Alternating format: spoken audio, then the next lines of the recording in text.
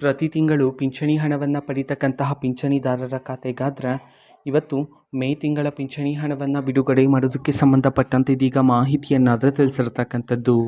So ಬನ್ನಿ ಇದರ ಬಗ್ಗೆ ಸಂಪೂರ್ಣವಾಗಿ ನಾವು ಮಾಹಿತಿಯನ್ನು ಈ ವಿಡಿಯೋದಲ್ಲಿ ತಿಳ್ಕೊತಾ ಹೋಗೋಣ. ವಿಡಿಯೋವನ್ನು ಸ್ಟಾರ್ಟ್ ಮಾಡ್ತೀನಿ. ಅದಕ್ಕಿಂತ ಮೊದಲು ನೀವಿನ್ನೂ ನಮ್ಮ ಚಾನಲ್ಗೆ ಸಬ್ಸ್ಕ್ರೈಬ್ ಮಾಡದೇ ಇದ್ದರೆ ಈ ಕೂಡಲೇ ಚಾನಲ್ಗೆ ಸಬ್ಸ್ಕ್ರೈಬ್ ಮಾಡ್ಕೊಳ್ಳಿ ಮತ್ತು ಲೈಕ್ ಮಾಡಿ. ಈಗ ನಾವು ಇನ್ಫಾರ್ಮೇಷನನ್ನು ತಿಳ್ಕೊತಾ ಹೋಗೋಣ. ನೋಡಿ, ಇವತ್ತು ಮೇ ತಿಂಗಳ ಪಿಂಚಣಿ ಹಣವನ್ನು ಬಿಡುಗಡೆ ಮಾಡಲಾಗ್ತಿದೆ ಅಂತ ಹೇಳಿ ಈಗ ಮಾಹಿತಿಯನ್ನಾದರೆ ತಿಳಿಸಿರ್ತಕ್ಕಂಥದ್ದು.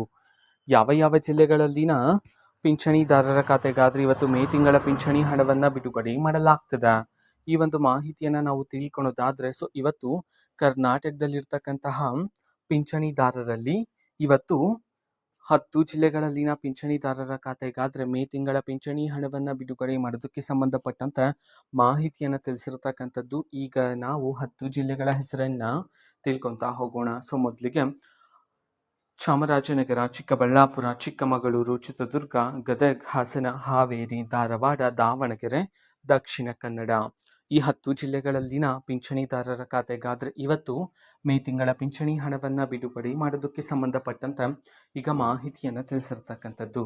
ಓಕೆನಾ. ಸೊ ಇವತ್ತಿನ ಒಂದು ವಿಡಿಯೋದೇ ರೀತಿ ಇನ್ನು ಹಲವಾರು ಯೋಜನೆಗಳಿಗೆ ಸಂಬಂಧಪಟ್ಟಂತೆ ಮಾಹಿತಿ ಬಂದ ನಂತರ ಆದಷ್ಟು ಬೇಗ ನಾನು ನಿಮಗೆ ಇನ್ಫಾರ್ಮೇಷನನ್ನು ತಿಳಿಸ್ತೀನಿ. ಅದಕ್ಕೋಸ್ಕರ ಆ ಚಾನಲ್ಗೆ ಸಬ್ಸ್ಕ್ರೈಬ್ ಮಾಡ್ಕೊಳ್ಳಿ. ಮತ್ತೀಗ ನಾವು ಫೇಸ್ಬುಕ್ಕಲ್ಲೂ ಸಹ ಈಗ ವಿಡಿಯೋಸ್ಗಳನ್ನು ಅಪ್ಲೋಡ್ ಮಾಡ್ತಿದ್ದೀವಿ.